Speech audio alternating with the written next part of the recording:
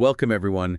We're diving deep into the book of Numbers today. Now, I know some folks might be thinking spreadsheets and stats when they hear numbers, Yeah, maybe even a little bit of tax season anxiety. but I assure you it's far from it, especially from a Christian perspective. It's really a profound journey of faith, a testament to God's constant guidance, his provision for his people. You could say it's like peeking into the diary of a whole nation, being shaped, molded by God's loving hand. As they journey toward their destiny, no less. That's right. We're going to uncover some inspiring stuff today. Real nuggets of wisdom from this book. Oh, absolutely. It's often overlooked. And we'll see how those nuggets can illuminate our own walk with God today. Sound good? Sounds good to me. All right. So, Numbers, it picks up where Exodus left off. Right where we left off, yeah. The Israelites, freshly free from slavery in Egypt. They're at the edge of the Sinai wilderness. Remember those epic plagues? The miraculous parting of the Red Sea? Oh, those stories still send chills down my spine, don't they? Oh, absolutely. Talk about epic. Well, now, those newly liberated people are about to embark on an incredible adventure, a journey to the Promised Land, and Numbers, it details everything, every twist and turn along the way. And the very first thing we hit is this incredibly detailed census. God instructs Moses to count every single man over 20. Every single one. Why was this so important? Seems like a pretty massive undertaking for the time. It really highlights God's meticulous care for his people. He's not leading some faceless mass. He knows each individual intimately, their strengths, their potential, their hopes and dreams. This census, it serves as a foundation, a powerful foundation for organizing the nation. It establishes order and responsibility as they prepare to move towards the future that God has planned for them. So it's like, in a way, this counting is a symbol of God's attentiveness to each of us. Yes. Individually, of course. It's a reminder that we're not just lost in the crowd. He sees us, he knows us, and he cares for us personally. Precisely. And that sense of personal care, it continues as we look deeper into how the nation was structured. One tribe stands out, in particular, the Levites. They weren't included in the main census because God had a very special purpose in mind for them. Right. The Levites, set apart for sacred service. Exactly. The Levites, descendants of Levi, they were entrusted with the care and transport of the tabernacle, the portable dwelling place of God. You can think of it as the physical representation of God's presence among his people. Wow. What an incredible responsibility to care for that, for the very symbol of God's presence. Talk about a call to reverence and devotion. Absolutely. It really underscores how important it is for us to approach our relationship with God with reverence, with, a deep sense of awe. And it doesn't just stop there. Even the way the tribes camped around the tabernacle was planned out, like, meticulously. Each tribe in its designated place under its own banner, all encircling the tabernacle at the center. Right, each one. Why was that? Well, this arrangement illustrates beautifully, I think, the order and unity that God desires for his people. Oh, I see. Each tribe in its place, yet all united under God's leadership, with the tabernacle, of course, as that visual reminder of his constant presence and guidance. It's like a beautiful visual, isn't it? Imagine that encampment stretching out across the wilderness. It's a powerful tapestry woven together by faith. Obedience. A shared sense of destiny. It's stirring to think about. Absolutely. It's this stirring reminder of how God calls us to live in harmony with each other. Unified in our love for him. It's beautiful. Absolutely. And that sense of unity is further emphasized through the offerings, the gifts that the Israelites brought to God. Numbers details these acts of devotion, and you can just feel this deep gratitude that's flowing from their hearts. Yeah, it's palpable. For instance, the dedication of the altar.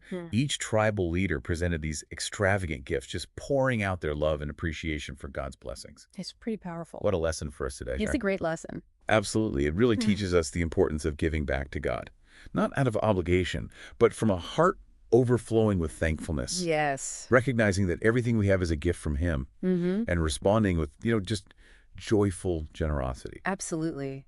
It's a beautiful reminder that true worship, it goes beyond just words. It's action. It's a tangible expression of our love, our devotion to God. And speaking of beautiful expressions of faith, let's talk about the blessing that Aaron and his sons were commanded to pronounce over the people. Those timeless words asking for God's protection, his grace and peace, they still resonate so deeply, even today. They really do. Words that carry such a sense of peace and comfort. It really makes you wonder, does the act of blessing others, whether with words or actions, still carry that same power today? That's a wonderful question, and one we can certainly explore further as we journey through the book of Numbers. Welcome back to our deep dive into Numbers. Before we get too far, I want to touch on something you mentioned earlier about the act of blessing others.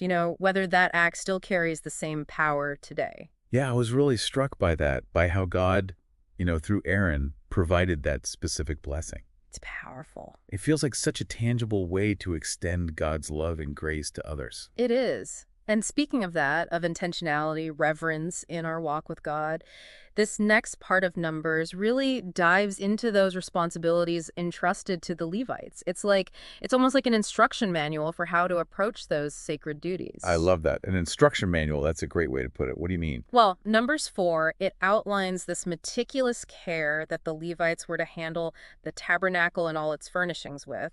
For example, the sons of Kohath, they were responsible for transporting those most holy objects, like the Ark of the Covenant. Right, and they had such specific instructions for how to cover and protect these items before moving them. Every detail. It wasn't just about moving furniture.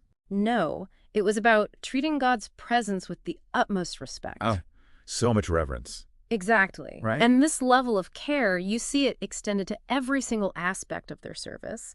The sons of Gershon, they had their own set of duties, right?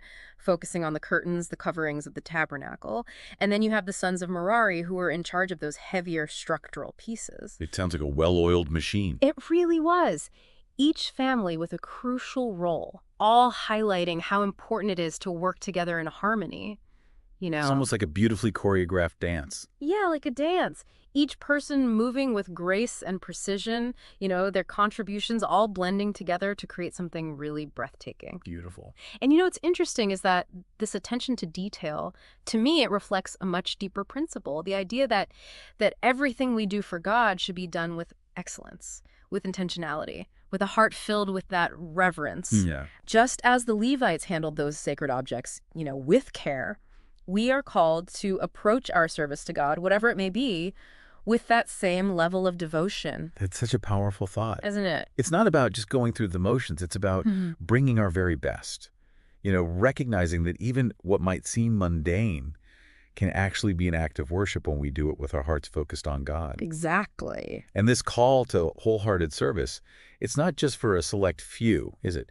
It extends to all of us. To all of us. Yeah. We all have these unique gifts and talents. Yeah. And they can be used to honor God, to contribute to his work, don't you think? I love that. It's like discovering how our passions, our abilities, they align with God's purpose for our lives. It's not about just finding some job in a church somewhere. No. It's about allowing God to work through us, to use those gifts to bless others, to build his kingdom. Exactly. Embracing that truth that we are all ministers, Oh. called to serve God in every area of our lives. And that service, it can look so many different ways, right? From Yeah. acts of kindness and compassion to using our creative talents to glorify him. It's so inspiring to think about those ripple effects that can happen It is. when we embrace that call to serve. Yeah. When we allow God to use us to bring his love and light to the world. But even the Levites, despite their special role, they weren't exempt from the challenges of the wilderness, were they? They weren't. No. They experienced the same hardships as everyone else. Doubts, temptations. In Numbers 8, for example, we see that cleansing ceremony. The cleansing ceremony for the Levites. And this, it symbolized their dedication to God, that need for spiritual purification, renewal. Yeah. It reminds us that even those closest to God, Right. those entrusted with these sacred duties, they still need that cleansing. They need that renewal. It's a beautiful reminder that we are all in need of God's grace. Absolutely. We are all susceptible to wandering from his path. Oh, yeah. Mm. And the Israelites' journey with all those moments of rebellion, complaining, it really does serve as a reminder of our own human frailty. We allow that fear, doubt to cloud our vision. But just as God remained faithful to the Israelites, he remains faithful to us. Yes. Offering forgiveness, guidance, and never giving up. Never giving up. His unwavering faithfulness just shines through so brightly in the book of Numbers. It's evident in the way he provided for those Israelites. Even when they doubted, when they complained, when they tested his patience time and time again. Like over and over. Over and over. Just think about the manna, that bread from heaven that sustained them throughout all their wandering. Oh, the manna.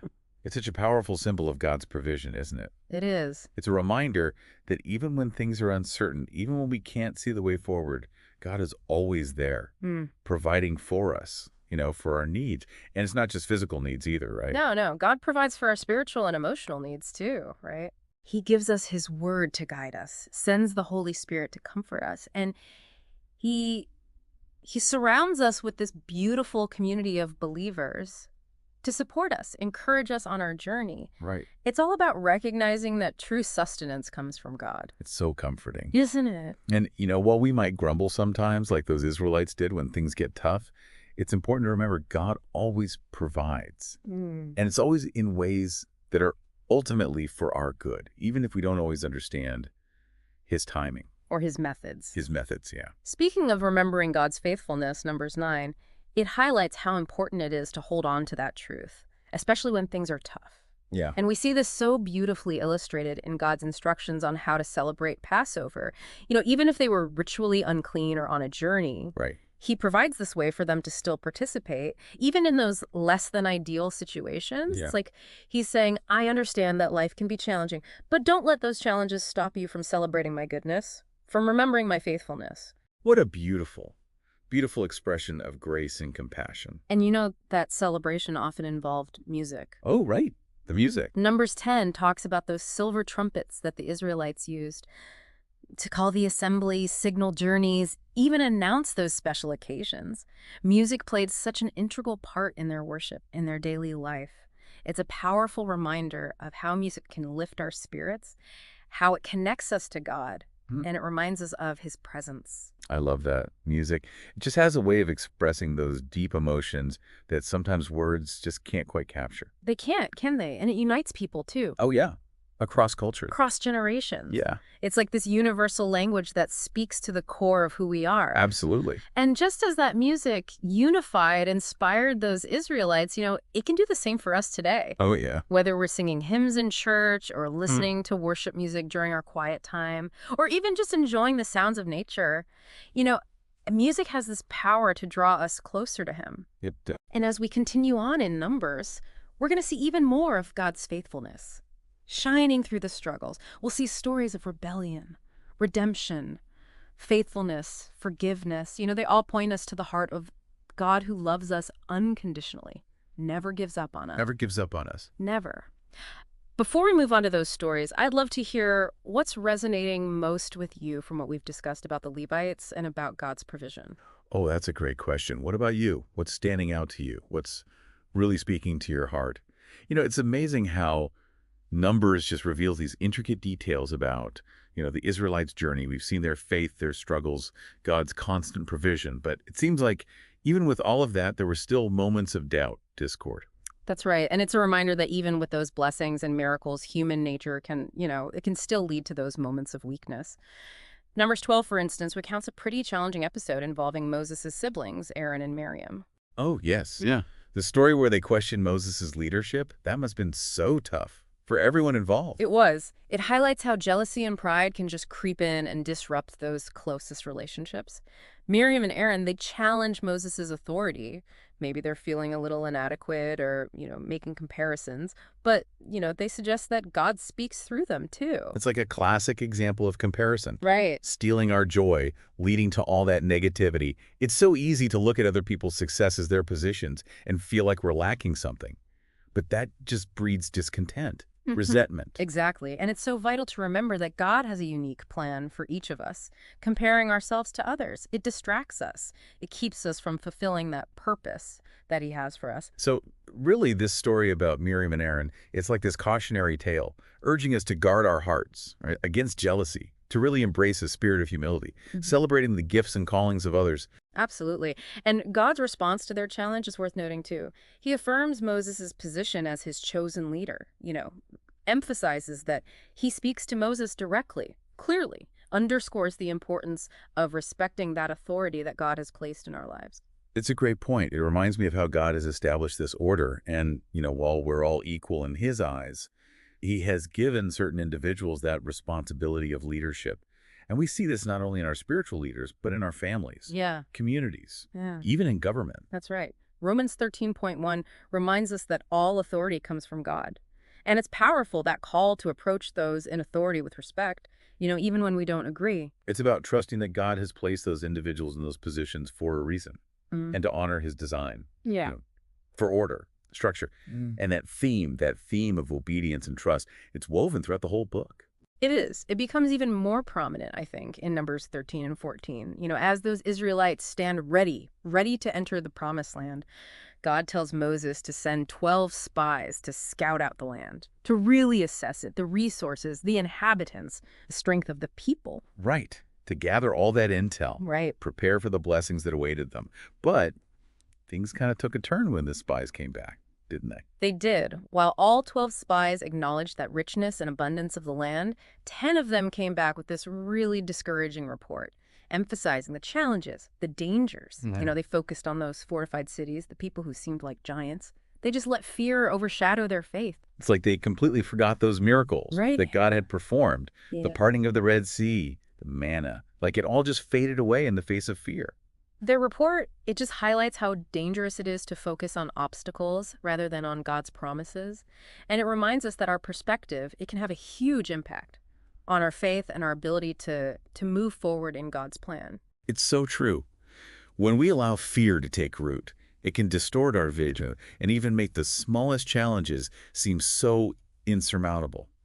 But thankfully, not all of those spies succumbed to that fear. Thankfully not. Yeah, Joshua and Caleb, Yes, Joshua and Caleb. those two, they saw that land through a different lens. Completely. They recognized those challenges, did. but they remained confident in God's power and his faithfulness, reminded the people that God was on their side.